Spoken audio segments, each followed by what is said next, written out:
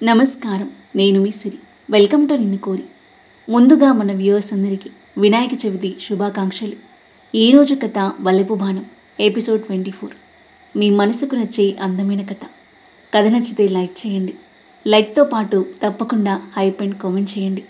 ఇక కథలోకి వెళ్తే, మీ పెళ్ళి క్యాన్సిల్ చేస్తున్నాను, నీకన్నా గొప్పవాడిని తీసుకొచ్చి నా కూతురు పెళ్లి చేస్తాను అని ఫోన్ పెట్టేశాడు మీనమామ. సుమంత్ పట్టరాని ఆనందంతో వర్షిణిని అమాంతం ఎత్తుకొని గిరగిరా తిప్పి కిందకి దించాడు. మనసారా నవ్వాడు. నీ ప్లాన్ 100% సక్సెస్. శ్రేయ పీడ వదిలింది. కానీ మీ క్యారెక్టర్పై మచ్చపడింది కదా. బట్టకు మరకైతే వదులుతుంది, కానీ మనిషికి మరకైతే జీవితాంతం వదలదు కదా. జీవితాంతం నరకం చూపెట్టే తనని కట్టుకొని మంచివాడిని అనిపించుకోవడం కంటే చెడ్డవాడిని అనిపించుకుని సుఖంగా ఉండొచ్చు కదా అన్నాడు సుమన్. మీకు శ్రేయ అంటే అంత ఇష్టం లేనప్పుడు ఎందుకు ఒప్పుకున్నారు? ముహూర్తం పెట్టుకునే వరకు ఎందుకు రానిచ్చారు? మా మేనమామను నొప్పించలేక తల్లిదండ్రులు లేని వాన్నని నాకెంతో చేశారు ఆయన. ఇప్పుడైనా ఈ సంగతి తెలిస్తే ఆయన బాధపడతారు కదా అంది వర్షిణి. నేను చెడిపోయానని బాధపడతారు, కానీ ఆయన చేసిన మేలు మర్చిపోయిన వాడినని, విశ్వాసం లేనివాడినని అనిపించుకోవడం కంటే చెడ్డవాడినని అనిపించుకోవడం మంచిదని నా అభిప్రాయం. సాలోచనగా తలాడించి గదిలోకి వెళ్ళింది వర్షిణి. ఆ రాత్రి ఇంతకీ నిద్రపట్టలేదు సుమంత్కి. 25 యవ్వనంలో తొలిసారిగా ఒక అమ్మాయిని కౌగిలిలో బంధించి అదర చుమ్మనం చేశాడు. ఆ తీపి అనుభవం ఇంకా అతని మనసును జల్లుమనిపిస్తూనే ఉంది. అది నాటకమే కదా అని తీసివేయలేకపోతున్నాడు. ఆమె ఊహల తరంగాల మీద ఊయలూగుతూ ఉన్నాడు. మరుసటి రోజు వర్షిణి జరిగిన దానికి సిగ్గుపడుతున్నట్లుగా అతడికి ఎదురుపడలేక తప్పించుకు తిరగసాగింది. కానీ సుమంత్ మాత్రం ఆమెను వదల్లేదు. ఆమెలో ఆ ఫీలింగ్ పోగొట్టాలని ఆమె వెంటే తిరుగుతూ ఏదో ఒకటి మాట్లాడుతూనే ఉన్నాడు. మరోవైపు తన ఫ్రెండ్స్ నలుగురు ఒక్కరోజే చనిపోవడంతో తీవ్ర దిగ్భ్రాంతికి లోనయ్యాడు శశి. వర్షిణి గురించి మనోజ్ తనకి చెప్పిన రోజే ఆ సంఘటన జరగడం అతన్ని మరింత కలవరపెట్టింది. ఆ నలుగురు చావుకి కారణం వర్షిణినా అన్న అనుమానం, భయం అతన్ని పట్టి పీడిస్తుంటే గుండె దడదడలాడిపోతుంది.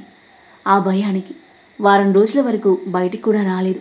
చనిపోయిన ఫ్రెండ్స్ని చూడ్డానికి కూడా వెళ్ళలేదు. చివరికి వాళ్ళ చావు వెనుక సరైన కారణాలను కనుక్కోవడానికి షా తండ్రితో పాటు హాస్పిటల్కి వెళ్ళాడు. చెప్పండి ఎస్ఐ గారు, నిజంగా మీరే ఎన్కౌంటర్ చేశారా, లేదా దీని వెనుక ఎవరైనా ఉన్నారా? అనుమానంగా అడిగాడు శశి. ఎవరూ లేరు. మనోజ్ను చంపేసి పారిపోతుంటే నేనే ఎన్కౌంటర్ చేశాను. వాళ్ళ మీద ఇంతకుముందే వేరే కేసులు కూడా ఉన్నాయి. మీరు చూస్తే మంచివారిలా ఉన్నారు. అలాంటి వాళ్ళు మీ ఫ్రెండ్స్ అంటే ఆశ్చర్యంగా ఉంది. ఎస్ఐ మాటలకు ఇంకేం మాట్లాడలేకపోయాడు శశి. ఇంకా వేరే ప్రశ్నలు వేస్తే తనని కూడా అనుమానిస్తారేమో అని మౌనంగా ఉన్నాడు. ఇన్స్పెక్టర్, నువ్వు చాలా పెద్ద తప్పు చేశావు. నా ఒక్కగానొక్క కొడుకుని అన్యాయంగా కాల్చిపడేశావు. నేను వదలను అని ఆగ్రహంతో అరుస్తున్న షా తండ్రిని ఎస్ఐ ఆర్డర్తో బయటికి లాక్కెళ్ళి పడేశారు కానిస్టేబుల్స్. షా తండ్రి వెళ్ళిపోగా ఇంటికి బయలుదేరాడు శశి. నిజంగా వాళ్ళ చావు వెనుక వర్షిణి ఉందా? తనకి వాళ్ళని చంపేంత ధైర్యం, పోలీసులను మేనేజ్ చేసే పలుకుబడి ఎక్కడిది? అంత సీన్ లేదు తనకి. ఒకవేళ తన వెనుకెవరైనా ఉండి చేయించారా? అలా అయితే నన్ను కూడా చంపేస్తుందా? శశి గుండెల్లో ఒక్క క్షణం భయం. అయినా నన్నేం చేయదులే, ప్రేమించింది కదా.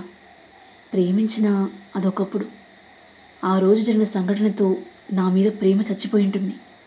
మనోజ్ చెప్పినట్టు ముందే వర్షిణిని ఏదో ఒకటి చేసి ఉంటే ఇప్పుడు ఇలా భయపడాల్సి వచ్చేది కాదు. ఎక్కడుంది ఇప్పుడు? మనోజ్ ఇంట్లో లేదు. ఎక్కడ దాక్కొని ఉంటుంది? ఈసారి కనిపిస్తే అస్సలు వదలకూడదు. లైట్ తీసుకుంటే వాళ్ళకు పడిన గతే నాకు పడుతుంది అని స్థిరంగా అనుకున్నాడు శశి. లంచ్ చేశాక బెడ్పై పడుకుని హేమంత్ ఊహల్లో విహరిస్తున్న వైష్ణవి ఎదురుగా డోర్ను ఆనుకుని చిరునవ్వు చిందిస్తున్న హేమంత్ కనిపించేసరికి ఉలిక్కిపడి లేచి బెడ్ దిగింది. మీరేంటిక్కడ? ఎవరైనా చూస్తారు అంది కంగారుగా బయటికి చూస్తూ. ఎవరు చూడకపోతే పర్లేదా? చిలిపి నవ్వు హేమంత్ పెదాలపై. నేను అలా అనలేదు అంది వైష్ణవి ముంచుకొస్తున్న సిగ్గును దాచుకుంటూ. ఎలా అన్నావు మరి? ఆమెనే చూస్తూ హేమంత్ అడుగులు ముందుకు వేస్తుంటే వైష్ణవి అడుగులు వెనక్కి పడుతున్నాయి. అతను దగ్గరికి వచ్చి తనకి ఇరువైపులా గోడకు చేతులు ఆనించాడు. వైష్ణవి గుండె వేగం పెరగగా కళ్ళు టపటపలాడిస్తూ విడియంగా చూస్తుంది. ఆమె కళ్ళలోకి కళ్ళు పెట్టి తీక్షణంగా చూశాడు హేమంత్. ఒకప్పుడు తన దగ్గరగా వస్తే ద్వేషం కురిపిస్తూ బగబగమండే ఆ కళ్ళు ఇప్పుడు చల్లని ప్రేమను కురిపిస్తున్నాయి. అందంగా నవ్వి, టెన్షన్ పడకు, నేనేం చేయనులే. హైదరాబాద్ వెళ్తున్నాను సాయంత్రం, అది చెప్పడానికి వచ్చాను. అలాగా, మళ్ళీ ఎప్పుడొస్తారు అడిగింది వైష్ణవి వెంటనే. దిగాలుగా అనిపించింది ఆమెకు. 2 రోజుల్లో వస్తాను. అమ్మొచ్చేస్తుంది, తను రాగానే బయలుదేరిపోతాను. మరి కన్నాకి రేపు చెకప్ ఉందిగా, ఎలా? అవును కదా, కుమారస్వామి తీసుకొస్తాడులే. ఎలాగో నీకు నాతో రావడం ఇష్టం ఉండదు కదా అన్నాడు కావాలని. అలా ఏం లేదు అంది మెల్లిగా. అయితే నాతో రావడం ఇష్టమేనా? అతని కళ్ళలో మెరుపు, పేదాలపై చిరుదరహాసం. వాటికి తాళలేనన్నట్టు తల వంచుకుని గోళ్ళు గిల్లుకుంటూ సైలెంట్గా ఉంది వైష్ణవి. అస్సలు బయటపడవు కదా హేమంత్ మనసులో అనుకుంటూ చిన్నగా నవ్వుకుని. నేనే తీసుకెళ్తానులే, రేపే వెళ్దాం అన్నాడు. అలాగే అన్నట్టుగా చిన్నగా తలాడించిన వైష్ణవి. వైష్ణవి! అమృతవల్లి కంచు కంఠం విని ఉలిక్కిపడింది. అమ్మో, మీ అమ్మగారు వచ్చారు అని అడ్డుగా ఉన్న హేమంత్ చెయ్యి పట్టి పక్కకి లాగి పరిగెత్తుకుంటూ వెళ్ళిపోయింది. తనలో తాను నవ్వుకుంటూ వెనకాల వెళ్ళాడు హేమంత్. ఈ బ్యాగ్లు తీసుకెళ్ళి లోపల పెట్టి కాఫీ తీసుకురా అంది అమృతవల్లి వైష్ణవికి బ్యాగ్స్ అందిస్తూ. అలాగే అండి. బ్యాగ్స్ తీసుకుని వైష్ణవి వెళ్ళగా, పిల్లల జరిగిందమ్మా అని మాట్లాడుతూ తనతో పాటు కూర్చున్నాడు హేమంత్. వైష్ణవి కాఫీ ప్రిపేర్ చేసి ఇద్దరికీ అందించి వెళ్ళబోతూ హేమంత్ పిలుపుకి వెనుదిరిగింది. రేపు కన్నా చెకప్ ఉందని అరవింద్ కాల్ చేశాడు కదా, ఎలా వెళ్తున్నారు అని అడిగాడు. ఇంకా ఏం అనుకోలేదు, మీ అమ్మగారు వచ్చాక అడిగి వెళ్దామని అంది వైష్ణవి మెల్లిగా. నేను ఎలాగో రేపు వెళ్తున్నాను, వస్తే రావచ్చు. ఏమ్మా హేమంత్ అనడంతో, అలాగే నాన్న అని బదులిచ్చి వైష్ణవి వైపు చూసి, బాబుతో వెళ్ళి వచ్చేయండి అంది అమృతవల్లి. అలాగే అండి అని చెప్పిన వైష్ణవి లోపల హ్యాపీగా ఫీల్ అవుతూ హేమంత్ను చిరునవ్వుతూ చూస్తూ లోపలికి వెళ్తుంటే తనని ఊరకంట చూస్తూ కాఫీ సిప్ చేస్తున్నాడు హేమంత్. రాత్రి గడిచి తెల్లవారింది. వైష్ణవి కన్నా హేమంత్తో పాటు హైదరాబాద్కి స్టార్ట్ అయ్యారు. హేమంత్ పక్కన ముందు సీట్లో కూర్చున్న కన్నా ఏవేవో కబులు చెప్తుంటే నవ్వుతూ రెస్పాండ్ అవుతూ వెనుక సీట్లో కూర్చున్న వైష్ణవిని మిర్రర్ నుండి చూస్తూ సైడ్ కొడుతూ జాలీగా డ్రైవ్ చేస్తున్నాడు హేమంత్. 10 అవుతుండగా హాస్పిటల్కి చేరుకున్నారు. అరవింద్ కన్నాకి చెకప్ చేస్తుంటే, వైష్ణవి నేను ఇంటికి వస్తాను అని చెప్పి హేమంత్ జూబ్లీహిల్స్లోని తన ఇంటికి బయలుదేరాడు. బ్రేక్ఫాస్ట్ చేసి గార్డెన్లో కూర్చున్నారు వర్షిణి, సుమన్. నైనిక, నీకు కరాటే మార్షల్ ఆర్ట్స్ వచ్చు కదా, ఎలా చేస్తావో ఒకసారి చూడాలనుంది, చేయవా అడిగాడు సుమన్. టైం వచ్చినప్పుడు చేస్తాను, అప్పుడు చూద్దురులేండి. ఆ టైం ఇప్పుడే వచ్చిందనుకో, నేనే నిన్ను అల్లరి చేస్తున్నాననుకో, ఎలా ఫైట్ చేస్తావు? మీరు అమ్మాయిని అల్లరి చేయడమా? అది అస్సలు జరగని పని.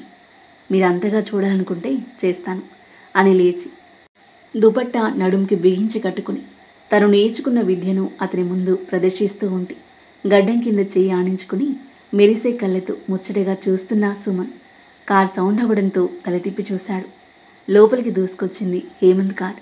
సుమన్ నవ్వుతూ లేచి వెళ్తే వర్షిణి నడుంకి బిగించిన దుపట్టా తీసి సరిగ్గా వేసుకుని నిలబడింది. హాయ్ అన్నయ్య, నిన్నొస్తానని ఇవాళ వచ్చావా అని అడిగాడు సుమన్. కన్నాకి ఈరోజు చెకప్ ఉందంటే ఆగి వాళ్ళని తీసుకొచ్చాను అని హేమంత్ చెప్తుంటే వర్షిణి కళ్ళు టక్కున కారు వైపుకు మళ్ళాయి. అది గమనించిన హేమంత్ చిన్నగా నవ్వి, భయపడకు నైనిక, మీ అక్క తమ్ముడు రాలేదు, హాస్పిటల్లో వదిలిపెట్టొచ్చాను, నువ్వు వచ్చినట్టు వాళ్ళకి తెలియదు అని చెప్పాడు. కాస్త రిలీఫ్గా బ్రీత్ తీసుకుంది వర్షిణి. ఫైనల్లీ నువ్వు తిరిగి వచ్చావు, ఐఎమ్ సో హ్యాపీ. నువ్వు ఇక్కడ కంఫర్ట్గా ఉండొచ్చు. నువ్వు ఇక్కడ ఉన్న విషయం ఎవరికీ తెలిసే ఛాన్స్ లేదు. ఆ రోజు మీ అక్క నేను నిన్ను కిడ్నాప్ చేశానని నన్ను అపార్థం చేసుకుంటే నీతోనే నిజం చెప్పించాలని తీసుకొచ్చాను తప్ప తనతో పంపించాలని కాదు. సుమన్ బాబు చెప్పారు. ఐఎమ్ సారీ అండి, నేనే అర్థం చేసుకోలేకపోయాను. అక్క కన్నా ఎలా ఉన్నారు అని అడిగింది వర్షిణి. వాళ్ళు ఎలా ఉంటే నీకేంటి, వాళ్ళు ఉంటే నీకేంటి, పోతే నీకేంటి కాస్త కటువుగాని అన్నాడు హేమంత్. అలా అంటారేంటండి, నా వాళ్ళ గురించి నాకు పట్టింపు ఉన్నదా నొచ్చుకుంది వర్షిణి. నీ వాళ్ళ, ఆ విషయం నీకు గుర్తుందా? మంచం మీద చావు బ్రతుకుల మధ్య కొట్టుమిట్టాడుతున్న తండ్రి, హాస్పిటల్ బెడ్పై ఆగిపోతుందో ప్రాణం పోసుకుంటుందో తెలియని గుండెతో పోరాడిన తమ్ముడు, వాళ్ళిద్దరి కోసం గుండెను గుప్పిట్లో పెట్టుకుని అల్లాడిపోతూ చెల్లి ఆచూకి కోసం ఆహర్నిశలు పాటలు పడిన అక్క, వీళ్ళందరినీ కాదని వెళ్ళిపోయిన రోజు గుర్తురాలేదా నా వాళ్ళు అని? హేమంత్ మాటలకు దుఃఖం ముంచుకొచ్చింది వర్షినికి. లోకానికి నీ మొహం చూపించదలుచుకోలేదు, అదోకే. కానీ ఆ సమాజానికి భయపడి పోయే ముందు నిన్ను ఒక్కసారి కల్లారా చూడాలని ఆరాటపడ్డ తండ్రికి నీ మొహం చూపించలేకపోయావు.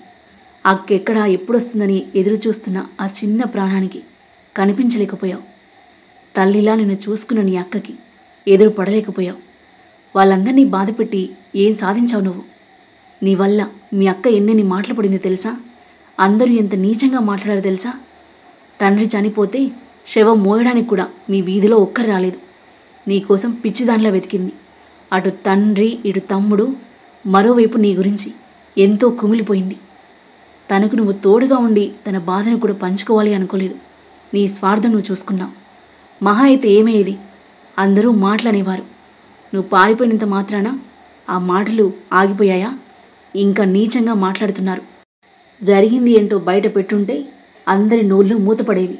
అందరూ నీకే సపోర్ట్ చేసేవారు. భయపడి పారిపోకుండా నీకు ఈ పరిస్థితి తీసుకొచ్చిన ఆ శశిగాడి భాగవతం అందరి ముందు బయటపెట్టి వాడికి శిక్ష పడేలా చేయకుండా అందరినీ వదిలేసి ఎవరికి కనపడకుండా దాక్కుంటావా? ఎన్నాళ్ళు దాక్కుంటావు? ఎన్నాళ్ళని నీ అక్క తమ్ముడు నీ గురించి బాధపడుతూ ఉంటారు. అసలు మీ వల్లే మీ అక్క ముసలాన్ని చేసుకోవడానికి రెడీ అయింది.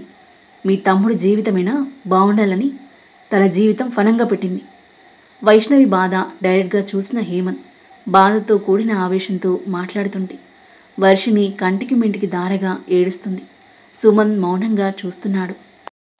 సారీ నైనిక, మీ అక్క బాధ చూసి ఏదో ఆవేశంలో ఉన్నాను అన్నాడు హేమంత్ క్షణం తర్వాత. మీరు చెప్పింది కరెక్టే. మీలా నేను ఆలోచించలేకపోయాను. నిజమే, నా స్వార్థం నేను చూసుకున్నాను. అక్క చెప్పిన లెక్క చేయకుండా ప్రేమ అని గుడ్డిగా నమ్మి ఇంట్లో పరిస్థితులు లెక్క చేయకుండా అక్క కంటే ముందే పెళ్లి చేసుకోవడానికి సిద్ధమయ్యాను. దారుణంగా మోసపోయాను. తర్వాత అక్కకు తోడుగా నిలబడాల్సిన టైంలో దూరంగా వెళ్ళిపోయాను. ఎవరో ఏదో అనుకుంటారని నా వాళ్ళని బాధపెట్టాను. నాన్న చివరి చూపు కూడా నోచుకోలేదు. తప్పు చేసిన వాడు తలెత్తుకుని తిరుగుతుంటే వాడి చేతిలో మోసపోయిన నేను తప్పు చేసిన దానిలో తప్పించుకొని తిరగడం కరెక్ట్ కాదని వాళ్ళని అంతం చేయాలని డిసైడ్ అయ్యాను. నన్ను నేను మార్చుకున్నాను. నలుగురు దుస్తులను అంతం చేశాను. మిగిలిన వాడిని అంతం చేశాక అక్క వాళ్ళ దగ్గరికి వెళ్దామనుకున్నాను. కానీ వాళ్ళ నుండి పూర్తిగా దూరం అవ్వాలి అనుకోలేదు. వాళ్ళని ఇంకా బాధ పెట్టడం కరెక్ట్ కాదు. నన్ను వాళ్ళ దగ్గరికి తీసుకెళ్ళండి ప్లీజ్. చేతులు జోడించి ఏడుస్తూ అర్థించింది వర్షిని. కాస్త రిలీఫ్గా ఫీల్ అయిన హేమంత్, నువ్వు అక్కడికి రావడం కాదు, వాళ్ళని ఇక్కడికి తీసుకొస్తాను చెక్కపోయాక చెప్పాడు హేమంత్ ఆమె భుజం తడుతూ. అలాగే కన్నీళ్లు తుడుచుకున్న వర్షిని, మీ మాటలను తెలుస్తుంది మీరు మా అక్కను ఎంతగా ఇష్టపడుతున్నారు. మరి అక్క మీ మామను పెళ్లి చేసుకుంటుంటే ఎలా చూస్తూ ఊరుకున్నారు అని అడిగింది. మీ అక్క నన్ను ఇష్టపడినప్పుడు చూస్తూ ఊరుకోక ఇంకేం చేయగలను అని అంటూ బాధగా చూస్తున్న వర్షిని చూసి, ఇప్పుడిప్పుడే మీ మొండిగటం అక్క కాస్త నా దారిలోకి వస్తుంది, చూద్దాం ఏం జరుగుతుందో అని హేమంత్ నవ్వుతూ అంటుంటే చిన్నగా నవ్వింది వర్షిని. వాళ్ళ నవ్వుతూ జతకలిపాడు సుమన్. కాసేపు వాళ్ళతో మాట్లాడి హాస్పిటల్కి వెళ్ళాడు హేమంత్. హేమంత్ వెళ్ళిన కాసేపటికి మరో కార్ ఇంట్లోకి దూసుకొచ్చింది. అందులోంచి దిగుతున్న వ్యక్తిని చూడగానే గార్డెన్లో సుమన్తో పాటు కూర్చున్న వర్షిని మెరుపులా లేచి దగ్గర ఉన్న చెట్ల పొదచాటుకు దాక్కుంది. ఆమె ఎందుకలా లేచి వెళ్ళిపోయిందా అని అయోమయంగా చూస్తున్న సుమన్, హైరా సుమన్ అంటూ వినిపించి ఇటు తల తిప్పాడు. అతను ఎవరో కాదు, శశివర్ధన్. ఆ తరువాత ఏం జరగబోతుంది? శశి రావడానికి గల కారణం ఏంటి? వర్షిని అక్కడే ఉందన్న విషయం శశికి తెలియనుందా? వైష్ణవి వర్షిని ఎదురు పడనున్నారా? వర్షిని చూసి వైష్ణవి ఎలా రియాక్ట్ అవ్వనుంది? అద్భుతమైన కథనంతో ఊహకందని మలుపులతో ఎంతో ఆసక్తికరంగా సాగి ఈ కథ యొక్క నెక్స్ట్ ఎపిసోడ్ కోసం మన నెక్స్ట్ వీడియో చూడండి. కథ నచ్చితే లైక్ చేసి కామెంట్ చేయండి. ఇంకా ఇలాంటి ఇంట్రెస్టింగ్ స్టోరీస్ కోసం మన ఛానల్ని సబ్స్క్రైబ్ చేయండి. Thank you for listening.